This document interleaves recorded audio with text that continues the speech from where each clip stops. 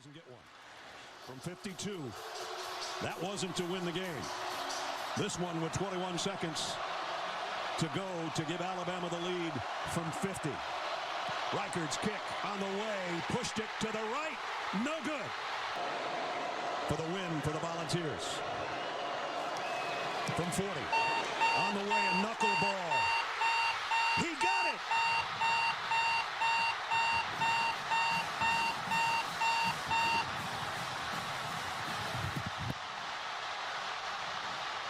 And here they come.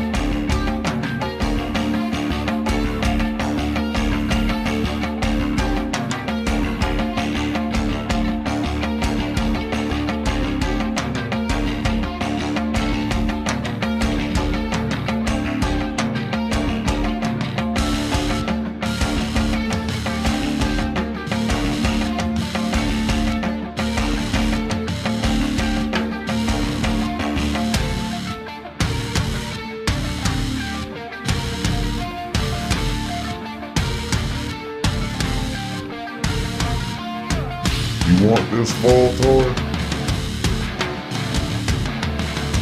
Come get it.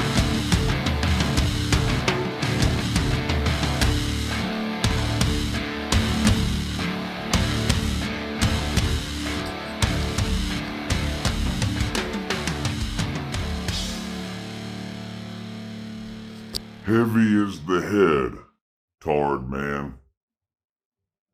Heavy is the head that wears the crown. And I see the new polls are out. And Uncle Lou's on top again.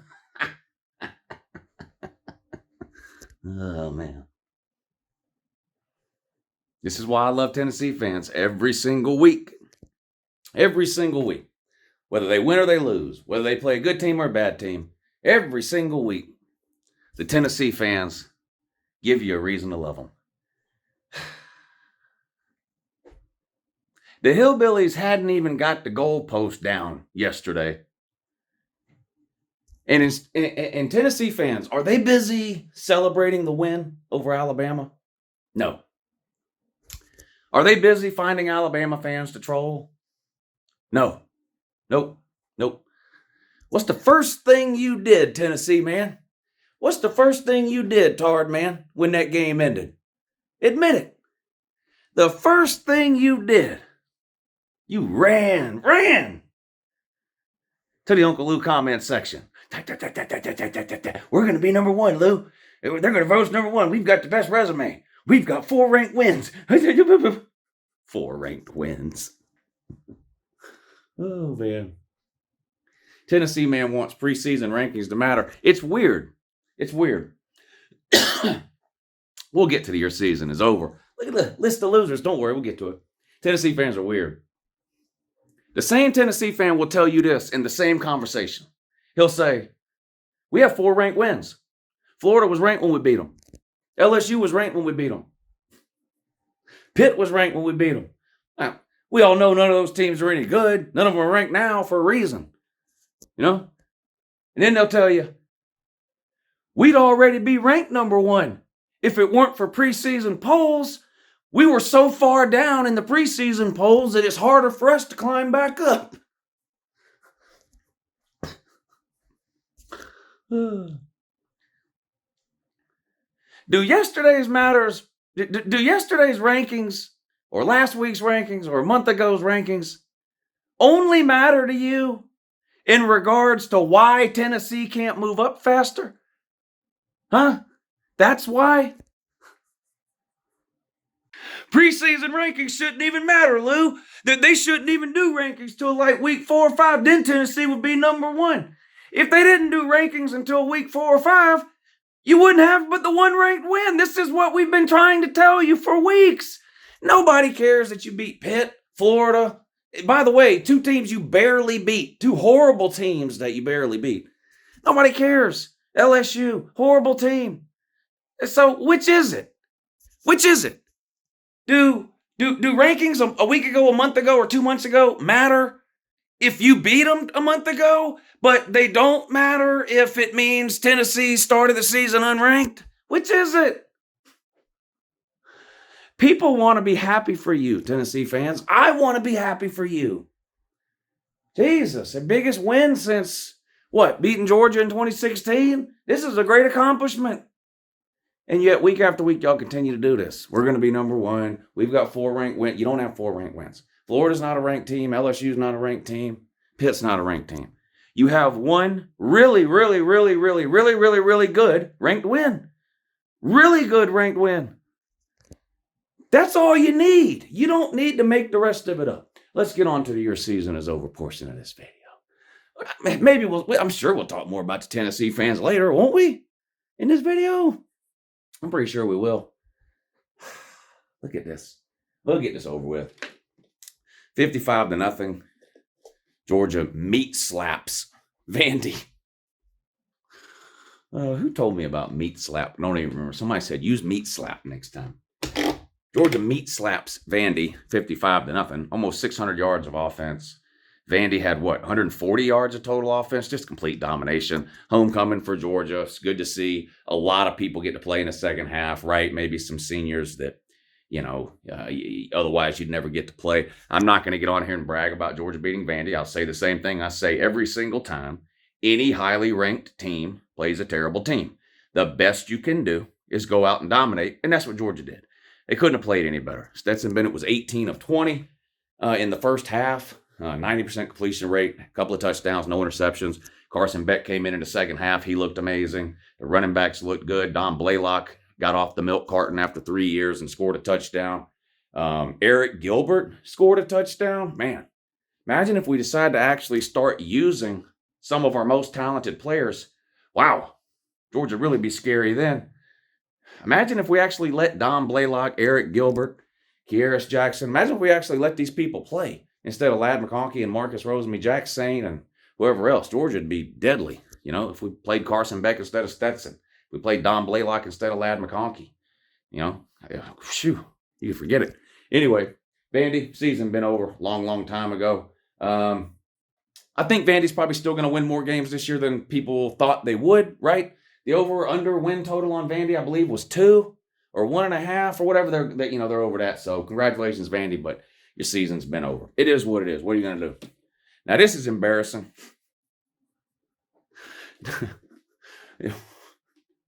What is Notre Dame now? Is Notre Dame 3-3 now? Then you add the loss they took last year under Marcus Freeman, and that means 7 games into the Freeman era, he has a losing record, 3-4. Lost a bowl game last year, that was 0-1. Lost to Ohio State, 0-2. Lost to Marshall, the Thundering Herd, 0-3. God. And what'd you do? Beat a couple of teams? Beat Cal, beat North Carolina, beat BYU. Okay, that puts you at 3-3. Yesterday, you played the tree. You played the tree. Where's the tree? Where are you, tree? Oh, it's black. That's why I can always skip it. But yeah, okay. The black Stanford helmet. You played the tree yesterday and you lost. And guess what? And this is bad. This is bad. Stanford only had 1 win all year. One. They had 0 Power 5 wins. They were winless in the Pac-12, winless against the Power 5. Stanford had 1 win. One of the worst defenses in the country, Stanford. I mean, they're up there with Tennessee in terms of how bad their defense is. And they beat you 16-14. You could only score 14 points on the tree, on Stanford. A 1-win team before yesterday. They doubled their win total yesterday against you. And their 1 win that they had all year wasn't even against a football team. It was against toothpaste. Yeah, the only win Stanford had before yesterday was against toothpaste. Colgate. An Ivy League whatchamacall. Man, Notre Dame is horrific. Horrific. Did you see Brian Kelly beat Florida yesterday, Notre Dame, man? But don't worry, we'll get to Florida in a minute. Notre Dame is just an absolute disaster. I want to talk about the playoffs at the end of this video, too, a little bit. I don't generally talk about playoffs much during the season, but some interesting things, developments there. So we'll talk a little bit about that at the end, too. But let's continue with your season is over. Shall we? Hit the thumbs up right now. Right now! Hit the thumbs up if you hadn't already. It takes me a long time to do these videos. You can at least hit the thumbs up. Man. The ugliest helmet I have, in my opinion. I do not like this helmet. Oklahoma State's got like 1 million helmets. I happen to have one, in my opinion, maybe their ugliest one. I don't like that helmet. I call it the Yosemite Sam helmet. But anyway, Oklahoma State lost yesterday in an amazing game with TCU. This was another one of the undefeated versus undefeated games yesterday. We had 3 of them, right? Oak State, TCU, of course, Bama, Tennessee, and Penn State and Michigan. Oklahoma State controlled this game for 95% of the game. I mean, I don't think TCU had the lead at all in regulation. They tied it up towards the end of the 4th quarter at like 30 apiece or whatever it was, and then they went to overtime, and TCU gets the win. 2 great quarterback performances in this game, which was kind of expected, right? Kind of expected. Max Duggan at TCU, quarterback there, having a great year. Spencer Sanders, of course, we all know him from last year. Great game. It looked like Oklahoma State, like I said, was going to win this thing, which was surprising to me. Home game for TCU. I thought TCU would handle Oklahoma State. Now, they won, so let's give them credit. But, man, what a comeback. Like I said, they trailed this entire game. Until tying it up in the 4th quarter. And kind of what I thought would happen is what ended up happening. I talked during the week when I did the preview on this game, the TCU-Oklahoma State preview during the week when I picked TCU. I said, 2 good teams, but Oklahoma State's defense worries me. They play okay at times. Obviously, they're not as good as last year, losing the talent and the defensive coordinator, Jim Knowles, to Ohio State. I said, and then last week, their defense was on the field for over 100 plays last week. Will that have any type of effect this week against TCU? I got to drink some water. I hope you don't mind.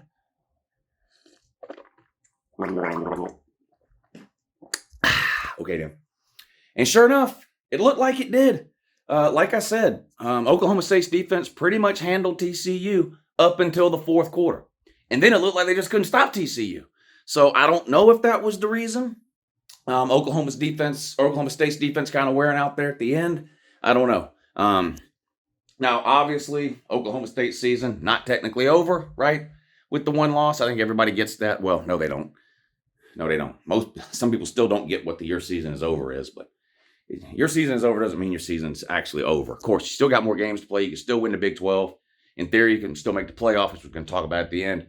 But, your season is over video just highlighting teams that lost. That's all it means. So get over it. But quit crying. We're probably Oklahoma State man in the comment section already crying. But anyway, first loss of the year for Oak State.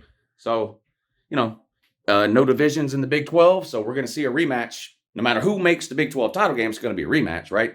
Because everybody plays everybody in the regular season. But nobody ain't played nobody. Yeah, that's weird. Nobody played. Who have they played? Ain't nobody played nobody. Nobody's played nobody. But in the Big 12, everybody plays everybody. It's weird. Weird. But still ain't played nobody. Strange. Very strange. So we'll see how it shakes out. So you got TCU now on top of the Big 12. They're undefeated. Everybody else has at least one loss. Kansas, Texas, now Oklahoma State, right? Kansas State. It's going to be a mess in the Big 12. And that's kind of part of what I want to talk about when I get to the playoff talk at the end. The Big 12 and the Pac-12 could devour each other. There may be a team or two even in the Big 12 and Pac-12 that are playoff worthy. But man, there seems to be 3 or 4 teams in each of those conferences that are kind of stacked at the top.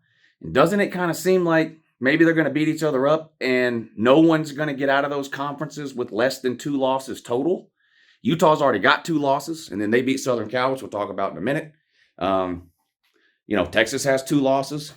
TCU's got none, but look at their schedule. They still got some tough games to go. Anyway, it's going to be interesting. We'll talk more about talk more about that at the end. Tennessee fans, you still with me? Okay, good. Good. Speaking of undefeated matchups yesterday, what a disappointing game this was. Penn State got absolutely obliterated. And this surprised me, and I don't know. Maybe that's my fault. Sean Clifford's been in college since, I believe, the iPhone 4, if I'm not mistaken. The guy's never won a big game. Just go back and look over the last few years. Penn State, every single year a big game comes up. Every single year, Sean Clifford loses it. James Franklin has gotten a lot of blame for that. And look, he's the head coach. He's cashing the biggest check. I get it. I've told y'all before how I feel about James Franklin. I don't care if he goes 0-12 at Penn State. The guy was winning 9 games a year at Vandy. He'll never be on my doo-doo list. But disappointing performance yesterday from Penn State. Michigan just ran them off the field, literally. Ran it down their throat all day long. There was nothing they could do. Absolutely nothing they could do. This game was not competitive, really, from the word go. It appeared early on that Michigan was going to be able to control the lines of scrimmage, run the ball at will, and for Penn State, it was going to be hard to do anything offensively, and that maintained over the course of the game. And Michigan might be the most disrespected team in college football, even still. I just feel like people are not giving Michigan any credit or any chance of doing anything. And I get it. They got Ohio State looming at the end of the year, and that's going to be a huge game. But didn't we do this same thing last year with Michigan? And they ended up beating Ohio State. Now, I will admit, if they played tomorrow, I would pick Ohio State to win. But not because I'm one of these people that's in the camp of, Michigan's overrated again. Michigan ain't no good. Oh, they blew out Penn State. Oh, Penn State was ranked 10th. Well, what did they do? Penn State was overrated. They ain't played nobody. And so, which, by saying Penn State ain't played nobody, now they can point to Michigan and say Michigan ain't played nobody. You guys know how they do. Am I saying Michigan's a national title contending team? Contending? Aren't they? How many teams can you put on a list without including Michigan on it? 4 or 5, and then you got, if you start naming playoff contending teams and you get to teams 4 and 5 and you still don't have Michigan on there, what are you doing? What are you doing? When are they going to lose other than to Ohio State? I would love to know. And even if they lose to Ohio State, couldn't they still get in? I mean, Bama man thinks they can get in with a loss. Why not Michigan? So Michigan is a legitimate playoff contender. And they absolutely destroyed Penn State yesterday, who the AP had ranked 10th heading into the weekend. And they're going to drop now. It'll be, somewhere between 15 and 20 probably, but that'll still be a top 20 win in current rankings. And again, it's not like they won by 2 or 3 points on a last-second field goal against the top 10 team. They actually went out and destroyed them. They didn't need Penn State to commit 17 penalties. They just went out and owned them for 4 quarters. Michigan's a legitimate team. Penn State's season is over in terms of playoffs. They got to play Minnesota, I believe, this coming week. That ain't a cakewalk. Now, Penn State will probably be favored, but that ain't a cakewalk. That's another team that can run the ball down your throat, and Penn State appears to have some issues with that right now. And then the week after that, they get the pleasure of hosting Ohio State. And, of course, you still got the Ohio State haters that, they ain't played nobody either, therefore they're not any good. I don't know. You guys, how can you watch Ohio State play and then type in my comment section that they're not any good? I don't understand, man. It's weird to me that people, I don't understand how somebody can love college football so much they're willing to watch this channel, but then know so little about college football that they can type with a straight face, Ohio State ain't no good, and they do it year after year after year. And then Ohio State wins 12, 13, or 14 games, but doesn't win the national title, and they show back up in the offseason and go, I told you Ohio State wasn't no good. Why? Because they went 11-2 last year? Ohio State was no good last year because they went 11-2 and won the Rose Bowl. No, they didn't even go, was it 11-2? Whatever it was, 11-2. 12-1, whatever it was. I told you, Lou, they ain't no good. I guess there's only one good team a year, and that's whoever wins the national title. Unless Georgia wins it, and then Georgia's not any good. It's just that Alabama was less good. That's what, you people crack me up, man. Y'all crack me up. But yeah, Penn State, your season's over. You're not winning the division. You're not winning the Big Ten. You're not making a playoff. Probably not making it New Year's Six Bowl either. Because Ohio State and Michigan are both going to make a New Year's Six Bowl. That leaves no room for you, does it? Nope, it doesn't. Your season's over. Turns out that when it comes to the SEC West versus the SEC East, there just ain't enough cowbell. There just ain't enough cowbell. The SEC East is so much better than the West. And that makes y'all so mad, these SEC West homers, right? These Bammers, these Barners. Even people that hate Uncle Lou or hate UGA. Yeah, how can y'all hate me or Georgia so much that it allows you to twist your mind up to the point where you just can't even admit that the SEC East is better than the West? Of course the SEC East is better than the West. Uncle Lou's been telling you this for 3 weeks. Y'all weren't listening then. You're still not listening now. Tennessee's the second or third best team in the East. They go out and beat Alabama. Kentucky can't win a game lately. They go out and beat the second best team in the West, third best team in the West, Mississippi State. God. You see what Tennessee does to LSU, at LSU. The SEC East is just better. I don't know why. It's so weird. You know what it is? It's just like when Alabama doesn't win the national title. They can't admit, it's just a million excuses. For whatever reason, there's some people that are that way with the SEC East versus the SEC West. They just can't come to terms with reality. And of course, the reality is that the SEC East is just miles ahead of the SEC West. The AP and the coaches poll are out. Aren't there 2 SEC East teams in the top 4 of the coaches poll and top 3 of the AP poll? Yes. I guess the second best team in the West is Ole Miss. They gave up 30 points to Vandy a couple of weeks ago. Georgia just beat Vandy 55-0. Ole Miss plays Auburn yesterday. Again, they give up like 28 points. It was a 1-score game in the fourth quarter. Georgia beat Auburn 42-10. Boy, The SEC West is a disaster. What do y'all think's worse, the SEC West or the Big Ten West? I'd have to think about that one. Mississippi State, your season's definitely over because didn't you lose to Texas A&M for no reason earlier in the season? Yeah, I believe you did. How'd you? Jesus. Or did you? Or was it LSU? You lost to one of those garbage cans. I forget which one it was. You still got to play Alabama. Well, you might beat Alabama. You might beat Alabama if you're Mississippi State. You might beat Alabama because they're an SEC West team. But you know who you ain't beating this on your schedule? In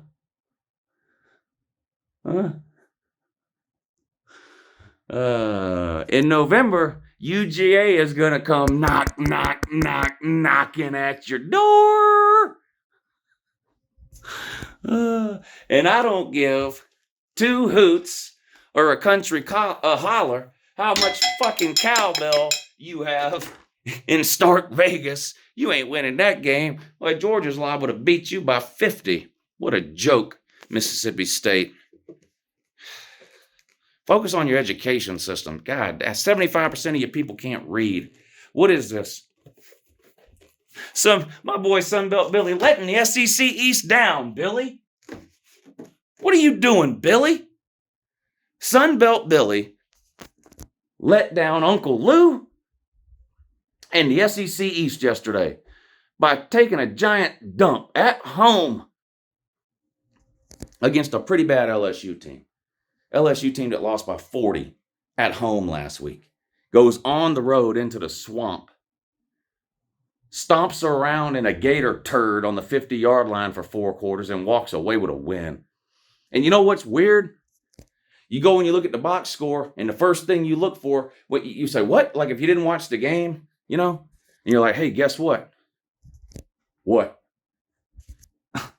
Did you know LSU went into the swamp and beat Florida?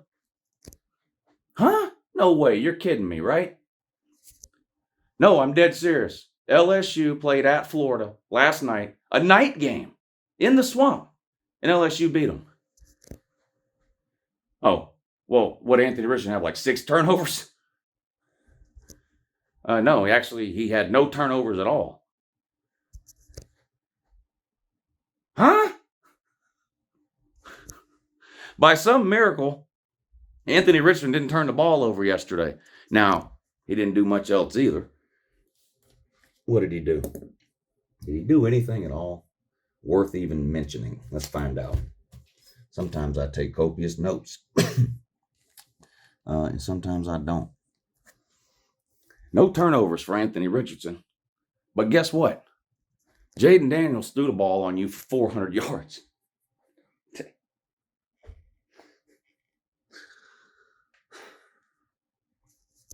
I thought Tennessee's pass defense was bad, and it is. Hell, they gave up 300 and something passing to LSU last week. You gave up 400. Florida's a disaster. Sunbelt Billy, look, Lou just hates Florida. Yeah, I do hate Florida. That doesn't mean I'm not capable of objective analysis. I mean, let's be real here. Sunbelt Billy is in over his head and doesn't know what he's doing. I mean, that's just what it is. How can you argue that at this point? And I've been telling you that all along. You didn't want to believe it, just like you didn't want to believe it about Dan Mullen. But he's in over his head. First year as a coach there. Has head coaching experience, so no excuses there. But first year at Florida. First time since 1986 that Florida started 0-2 in the SEC, right? Because they lost to Kentucky and Tennessee. That made them 0-2 in the SEC for the first time since 1986. Lose to friggin' a bad LSU team. Florida's got a bye week, and boy, do they need it. Boy, do they need it. Florida's off this week, so we don't get to point and laugh at the Gators this coming week. Who do they play after that?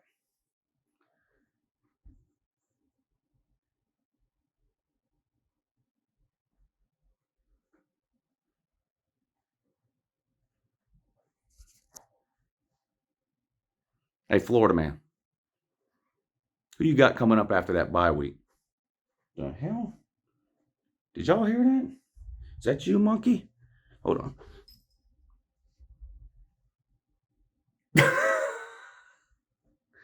Oh, boy. Georgia might beat you by 50. Georgia might beat you by 50. Georgia's probably going to take a bunch of the starters out at halftime, though, because the following week we play a team that might actually matter. Tennessee. Who's excited for that Georgia-Tennessee game? Lou, aren't you worried about Tennessee? We're talking about Florida right now. Calm down. We're talking about Florida losing to Brian Kelly family. You lost to the LSU family. Brian Kelly, season's over. Oklahoma fans, I haven't seen Oklahoma fans this happy in a long time. They beat Kansas. That's reason to celebrate and throw a parade if you're Oklahoma. They beat Kansas, which is a better team than Oklahoma. Now, of course, Oklahoma gave up 1,000,000 yards and 1,000,000 points, but luckily for Oklahoma, Dylan Gabriel played. And so Oklahoma was actually able to score this week, unlike last week. But you know who didn't win? Lincoln Riley. Man, Oklahoma fans get to celebrate a huge win over Kansas up there on top of the Texas helmet.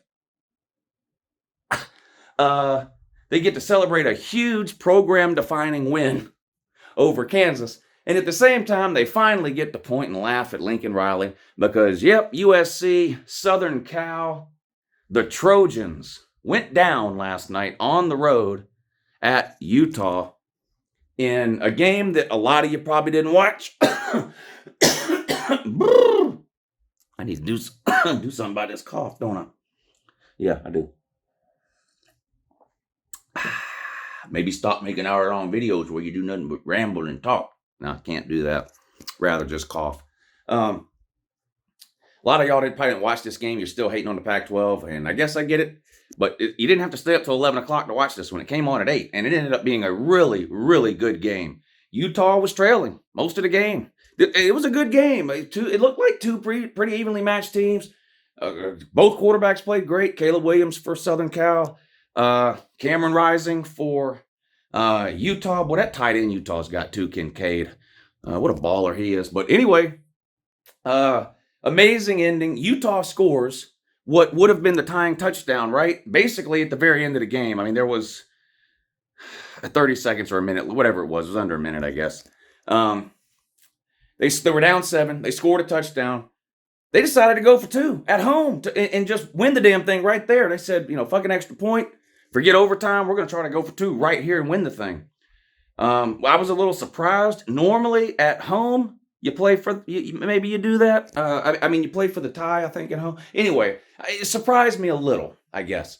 But anyway, they converted the 2-point conversion. Cam Rising dropped back to throw. Nothing was there, and he was able to kind of squirm past a couple of defenders and dive into the end zone for the 2-point conversion, putting Utah up by 1 point. They kicked off to Southern Cal, but they were, literally, I think 10 or 15 seconds left, one or two timeouts. They just weren't able to do anything. And Utah gets the win over Southern Cal. Huge win for Utah because they've already got 2 losses. So, and this is another part of the playoff thing I want to get to at the end. They're probably out of the playoff picture. They lost to a terrible Florida team. And, of course, they lost a couple of weeks ago to UCLA. But they still only have the 1 Pac-12 loss. Not only that, they've got a win over Southern Cal now, which is huge because that means they own a tiebreaker, a potential tiebreaker at the end of the year with Southern Cal. They would lose a tiebreaker with UCLA, but they own a tiebreaker against Southern Cal. The 4th team that's kind of in this mix is Oregon. They were off this past week. But Oregon, Utah, Southern Cal, UCLA. 2 of those 4 teams are going to play in the Pac-12 title game. Now, none of them are undefeated except UCLA. UCLA, the last remaining unbeaten in the Pac-12. So, well, let me ask you this. Who's more likely to finish the regular season undefeated? UCLA or TCU? Big 12's down to nothing but TCU left undefeated. Pac-12 down to nothing but UCLA left undefeated. Of those 2, who do you think's more likely to finish the regular season undefeated? Let me know right now in the comments. But it feels to me like the Big 12 and the Pac-12 both are going to chew up their top teams. It just feels like everybody's going to end up with 2 losses there, doesn't it? Utah's got no more room for error. They've already got the 2. Southern Cal's got the 1. Oregon's got 1 to Georgia, but no Pac-12 losses. So technically right now, Oregon and UCLA are the number 1 and number 2 team in the Pac-12. Oregon's loss against Georgia doesn't count towards Pac-12 standings, and UCLA is undefeated. Southern Cal's only got the 1 loss. They play UCLA later in the year. There's not a complete round robin between those 4 teams, but they still got some matchups between those 4 teams left. It's going to be very interesting to see how the Pac-12 shakes out heading down the stretch here the last 5 or 6 weeks of the season. Same for the Big 12. There's a lot of talk about, how many SEC teams can get into the playoff, maybe multiple Big Ten teams this year.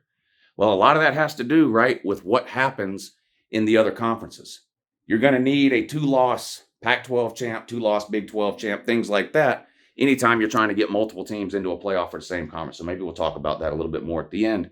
But great game. But Lincoln Riley, Southern Cal, Caleb Williams, that super squad that you built through the transfer portal, you took a giant L.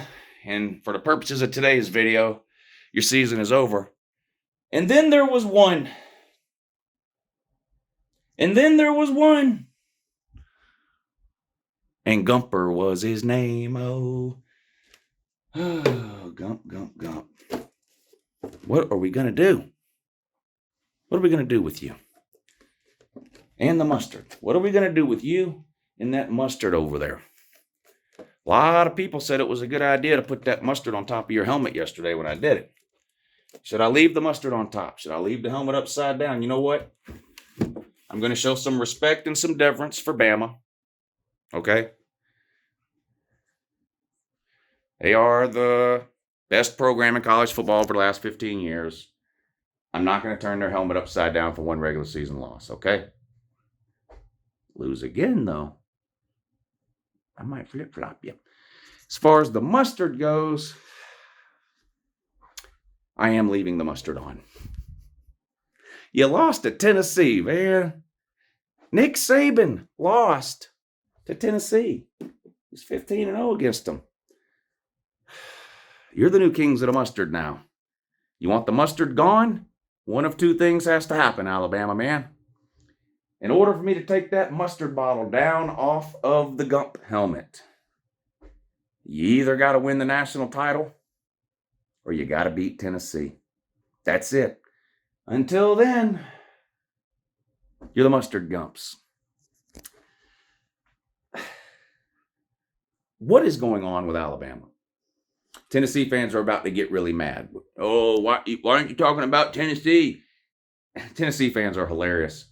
I've been doing this Sunday video for 4 or 5 years. It's the same thing every time. I talk about losers on here, on the Your Season Is Over video. For that reason, I've been talking about Tennessee on this Sunday video time and time again, Sunday after Sunday, season after season for years. Right now, you're not losing. So today we talk about Bama, they lost. Oh, you don't want to give Tennessee. This isn't about giving Tennessee credit. That's not what we do here. Stop your crying. Jesus, I know there was no such thing as YouTube the last time you beat Alabama, but come on, man. This is what we do here. What is going on with Alabama? You can go back and look at like their last, whatever it is, 9 or 10 games going back to last year against Power 5 opponents.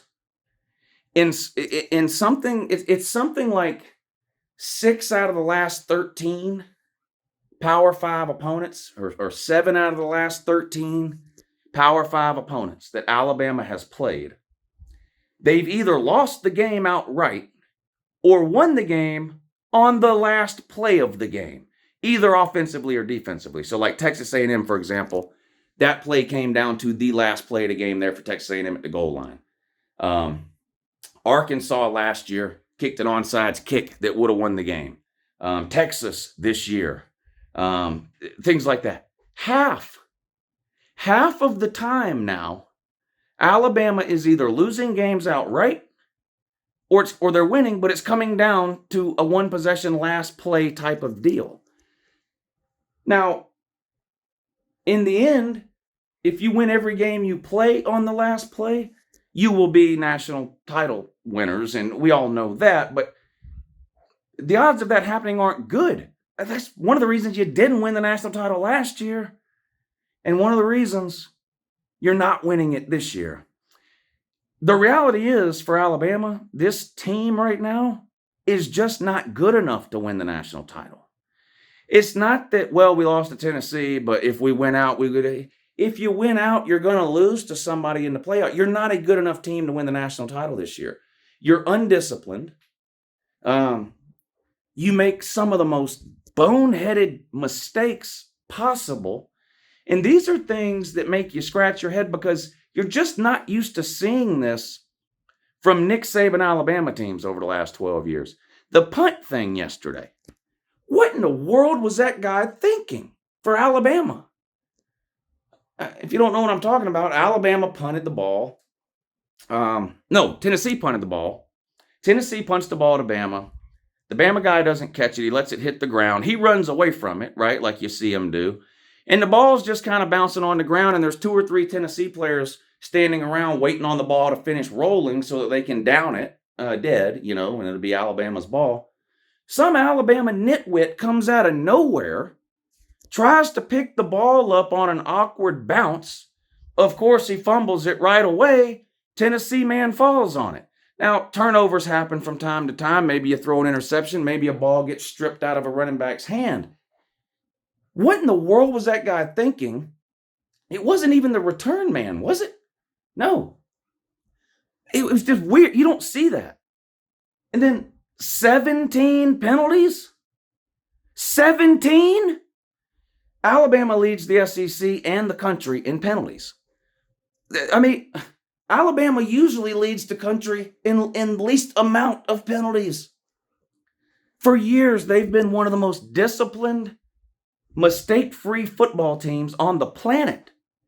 And seemingly overnight, going back to about mid-season last year, really starting with that Texas A&M game on the road last year, where is that program? Because here's the deal. 17 penalties in a game is coaching. Plain and simple. Because when you have 17 penalties, that's not one guy screwing up. You had 9, 10, 11 different players commit penalties in this game. At one point, Alabama had penalties on on 3 plays in a row. 3 in a row. Like 3 false starts in a row. Or no, a holding. They had a holding on a kickoff that backed them up to like the 10-yard line. Then they had a false start, half the distance to the goal line, backed them up to the 5. Then they had another false start, backed them up to the 2. I'm like, what is going on here? Undisciplined, penalties all over the place. Busted coverages. Again, football players make plays. And elite football players are going to make elite plays. So Hendon Hooker is going to make plays on you. That receiver, Jalen Hyatt, he's going to make plays on you. It's one thing if you get beat. A man gets beat. He's just not as fast as Jalen Hyatt or whatever the case. Blown coverage, busted coverage after busted coverage after busted coverage. I've never seen anything like it from Alabama. Never. I don't know what's going on. I don't know what to blame. I'm not saying fire Nick Saban. That's not the point of this. I don't understand how even Alabama fans can watch the product that Alabama is putting on the field right now and even remotely compare it to what we saw at Alabama from basically 2009 to 2020. Something has happened since 2020.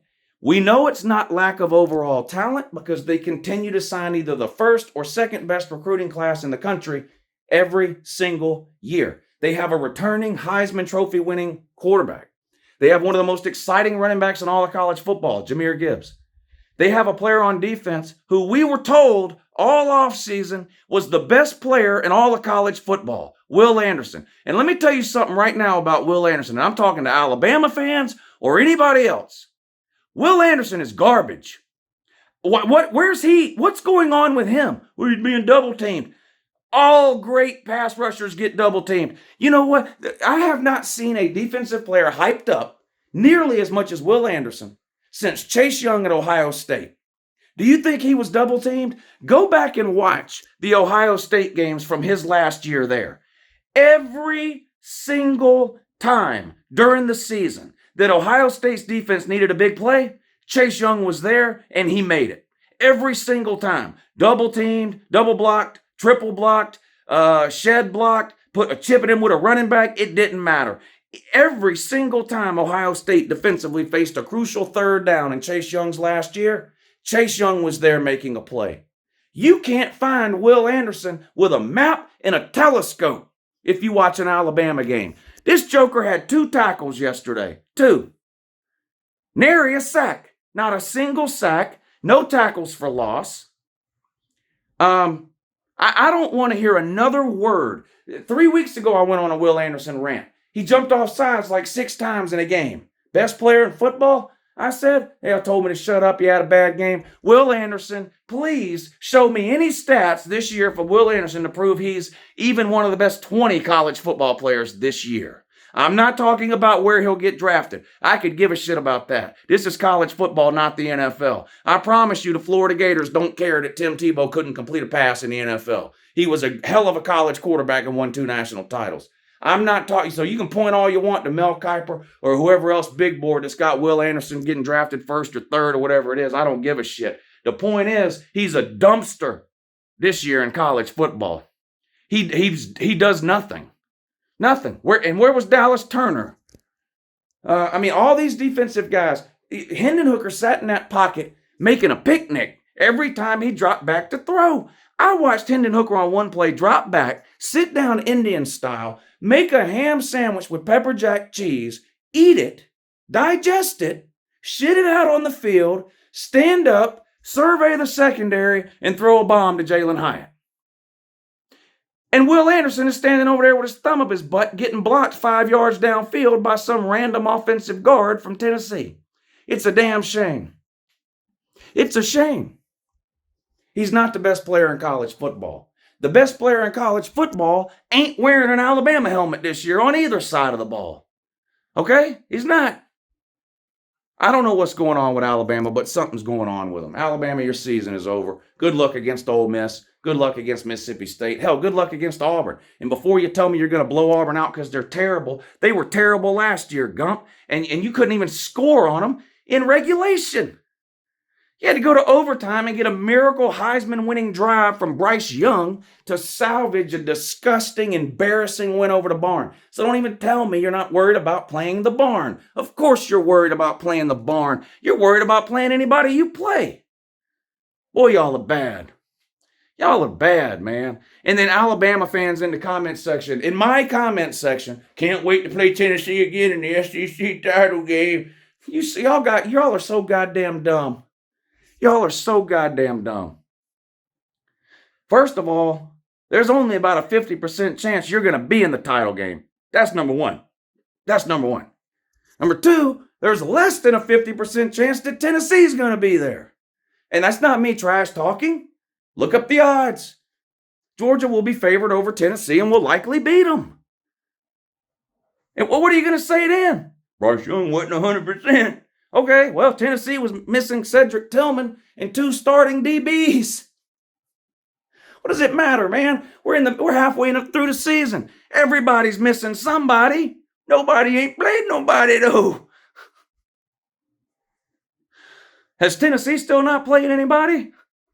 Maybe. I don't know. Y'all make me so mad. There it is. Their seasons are over. Lou, you're not worried about Tennessee? Here's what I don't get. Tennessee fans should still be celebrating their win over Bama. Not in my comment section talking about a game that's 3 weeks away. Tennessee's got 2 more games before they even play Georgia. The goalposts weren't even all the way down, and they're in my comment section talking about beating Georgia in 3 weeks. Jesus. Y'all are a special kind of stupid. And then Alabama fans are right behind them. Yep. That's right. You tell them, Voltard. Rematch. Gumps versus Voltard. SEC title game. Look, I know Alabama wants Tennessee to win. Alabama will be rooting for Tennessee. Alabama and Tennessee are sworn enemies. rivalry game, hate game going back decades. Decades. Alabama fans will be pulling for Tennessee when they play Georgia so bad it's going to make your head spin. Ask yourself why. They don't want no part of Georgia. Alabama doesn't. Now, Tennessee ain't got no choice. They have to show up and get meat slapped by UGA. But to answer the question, you're not even a little bit worried about Tennessee, Lou? Not even a little bit worried? A million comments yesterday. You know you're worried. This guy looks scared. I make a video laughing at Alabama. Tennessee fans show up to tell me, you look scared. You look scared of Tennessee. Why? Because I just spent 30 seconds laughing at Alabama? That equates I'm scared. What the fuck would I be scared of Tennessee for? They're not hitting me with any mustard bottles or golf balls. So am I worried about the Tennessee game? Well, yeah. I mean, if Georgia comes out, commits 17 penalties, turns the ball over, gets zero pressure on Hendon Ho for the entire game, lets wide receivers run wide open 40 yards downfield. If Georgia gives up the most points they've given up in a game since 1907, is that true, Alabama man? That's the most points you've given up in a game since 1907? So, yeah, I'm worried. If Georgia comes out and commits 17 penalties, turns the ball over, gets no pressure at all on Hendon Hooker for the entire game, lets wide receivers run wide open down the field multiple times, 40 and 50 yards deep, gives up the most points we've given up in a game since 1907, and somehow by some miracle the game gets moved from Athens to Knoxville, yes, I would be a little worried. Short of every single one of those things happening, no. Is Georgia coming for Tennessee, Lou? No. Tennessee is coming for Georgia. We're not chasing Tennessee. Why would we be chasing Tennessee? Tennessee's the last thing on my mind. We have a bye week right now. You know what I'm focused on? Is A.D. Mitchell ever going to get healthy? What about Arian Smith? What about Jalen Carter? Things that normal people think about and worry about in an off week. I'm not worried about playing the Tards at home 3 weeks from now. No. And the Tards shouldn't be worried about it either. Y'all still got to play Kentucky before you play Georgia. So, would I be worried? I'm worried for the Voltards' mental well-being when they come to Athens and get their dookie pushed in. I'm worried about that. What else are we supposed to talk about on the Your Season Is Over video? Or should I just continue talking about Tennessee and Alabama for another 30 minutes? Because believe me, I could. I could do a 24-hour stream where all I do is talk about Tennessee fans and Bama fans and the Tennessee Vols and the Alabama Clemson Tide. Whoa, Tide, woo. Whoa, Tide. Why is Alabama? Have y'all seen the list of excuses that Alabama fans have been coming up with for the loss? Of course, Bryce Young wasn't 100%. That's why they lost. The referees. Now, this is the funniest one ever. The referees. People have been blaming losses on Bama, the referees, for years. Now, not me. I don't ever blame the ref for a loss. But in general, there's been this ridiculous conspiracy theory that the refs are in Alabama's pocket, and that's how they get all these wins. And now, everywhere you go, you see Alabama fans blaming the refs for this game. It's not the refs' fault you were offsides, or either offsides defensively or false start offensively like 9 times. That's not the referee's fault. Every pass interference I saw get called was pass interference. You gumps, man. There's one thing the Alabama man can't do. Well, there's a ton of shit.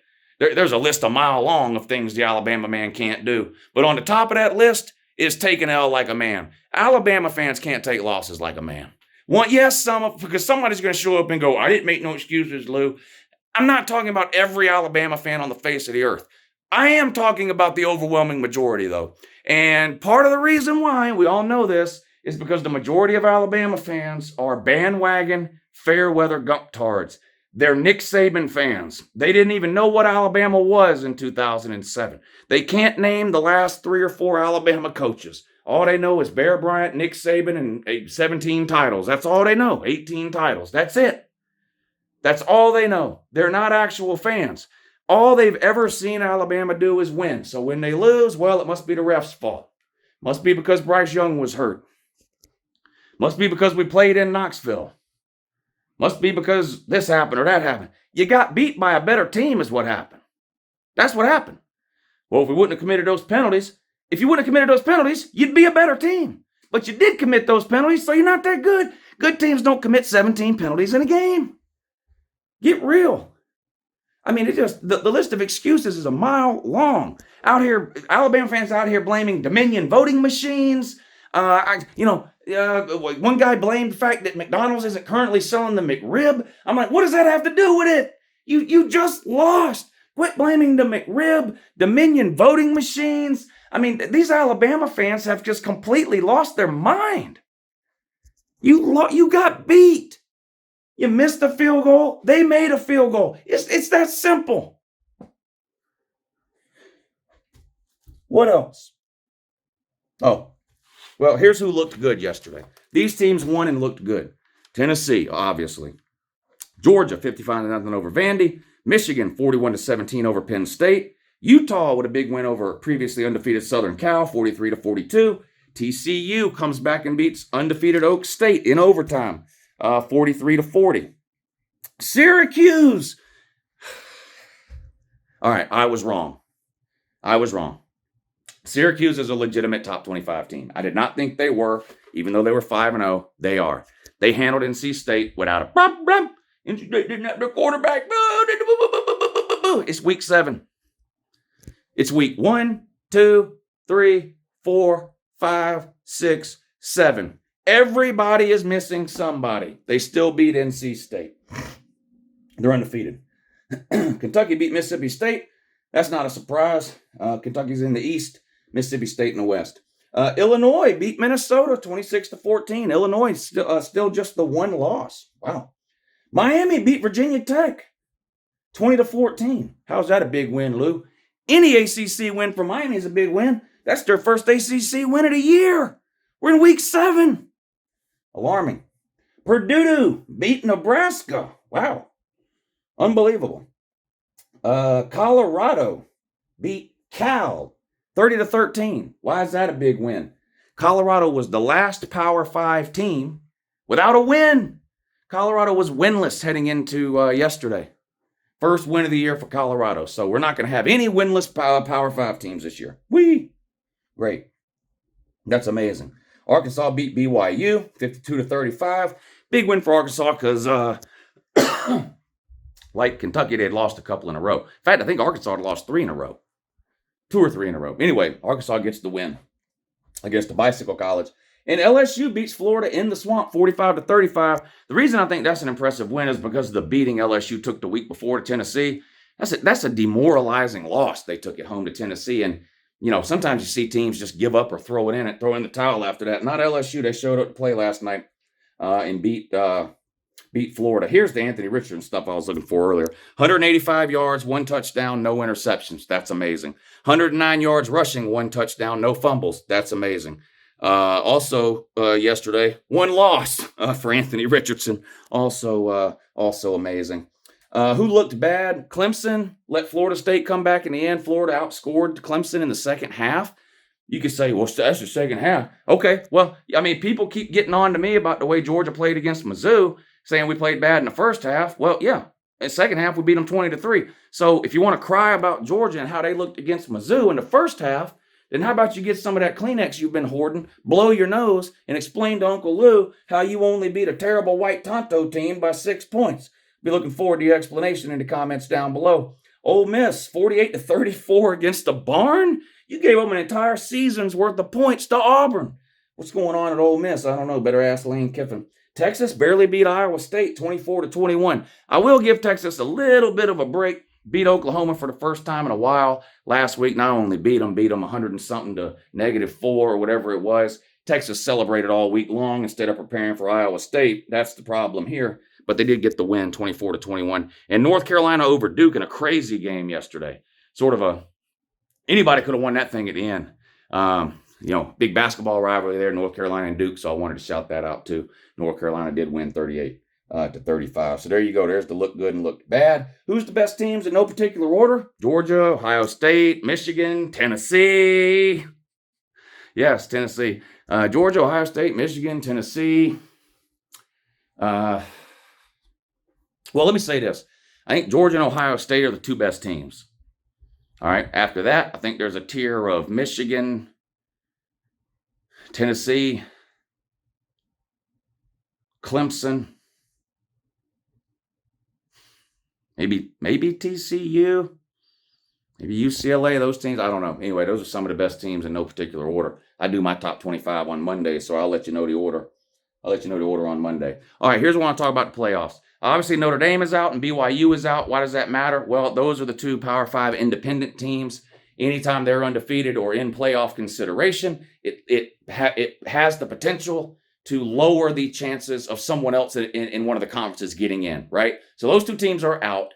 So we're going to have 4 spots between the 5 conferences, okay? Can we agree the SEC is getting 1 team in? Can we all agree on that? Okay, let's start there. The SEC is getting 1 team in. I think everybody can agree on that. Can we agree that the Big Ten is getting 1 team in? Okay. And I'm not saying the SEC is only getting 1 or the Big Ten is only getting 1. What I mean is, can we agree that the SEC is going to at least get a team in? Let's start there. That's 1 slot gone to the SEC, right? 1 slot gone to the Big Ten, right? Can we all agree on that?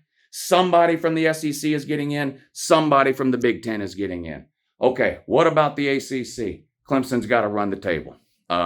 Now they got a game against an undefeated Syracuse coming up. Whatever we think about Syracuse, they're undefeated. Clemson beats them. It's going to be another ranked win for Clemson. Clemson is probably getting in. It's hard for me to see somebody beating Clemson in the regular season. I don't think Clemson will win a playoff game no matter who they play. I just think there's a gap, but when you look at their schedule and sort of the reputation that Clemson has, doesn't it? It feels like they're going 13-0 right now and getting in. That leaves 1 spot between the Big 12, the Pac-12, and then possibly a second team from either the SEC or the Big 10, right?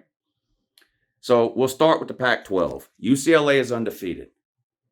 Is there anybody that thinks a 1-loss Pac-12 champion is definitely getting in no matter what? Is there anybody that thinks that? What about a 1-loss Big 12 champion? It's going to be interesting when we get down to the end of the season and playoff committees are having to choose between a 1-loss Pac-12 champion or a 1-loss Big 12 champion and a 11-1, just name the team, SEC or Big Ten, right? Whoever wins the SEC is in, whoever wins the Big Ten is in. But there's probably going to be at least one other team in the SEC and the Big Ten that have just 1 loss. So if you were on the playoff committee right now, would you value a 1-loss SEC team or a 1-loss Big Ten team ahead of a 1-loss Pac-12 champion or Big 12 champion? And the 1-loss SEC and Big Ten team did not win the conference. Someone else won it. I really don't know. It's going to be interesting. Now, the good news is there appears to be a lot of these weird scenarios every year at this time of year. And then by the time the season ends and the conference championship games are played, it's usually pretty obvious at that point who should be in, especially for like the first 3 teams. There have been years where you've had arguments over maybe who should be 4 and 5, but it's rare or never happened or extremely unusual for us to be trying to decide between a 1-loss conference champion and a 1-loss SEC team or 1-loss Big Ten team. It feels like this might be the year that happens, though, and the committee has to make a decision. I don't know. Let me know down below. Congratulations to the Tennessee fans. I am happy for y'all. It's been a long time since y'all have seen your team beat Bama, so I am happy for y'all. And like I said, I want to be happy for y'all, but some of y'all just make it impossible with just the constant dumb shit you say in the comment section. But I am happy Tennessee got that win. So anyway, that's it. Your season is over. Week 7. Have a great day.